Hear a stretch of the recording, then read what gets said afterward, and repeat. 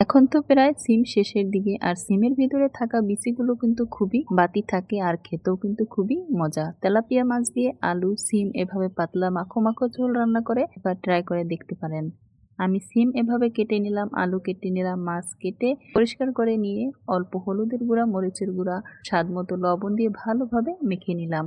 চুলায় প্যান বসিয়ে মাছগুলো ভেজে উল্টিয়ে নিয়ে চুলা থেকে নামিয়ে আবারও প্যান বসিয়ে সরিষার তেল, পেঁয়াজ, কাঁচামরিচ হালকা আছে ভেজে নিলাম। আদা বাটা, রসুন বাটা, জিরা বাটা আবারও হালকা আছে ভেজে নিলাম।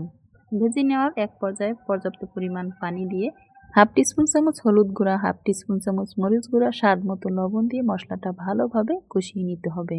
মশলা কষিয়ে নিয়ে কেটে রাখা সিম আলু দিয়ে ভালোভাবে মশলার সাথে আবারও কিছুক্ষণ কষিয়ে নিয়ে পর্যাপ্ত পরিমাণ ঝোলের পানি দিয়ে ফুটে আসলে মাছ অ্যাড করে দিয়ে চুলার আঁচ মাঝারি আঁচে রেখে 10 থেকে 15 মিনিট রান্না করে চুলা থেকে নামিয়ে নিয়ে গরম গরম পরিবেশন করে নিতে পারবেন।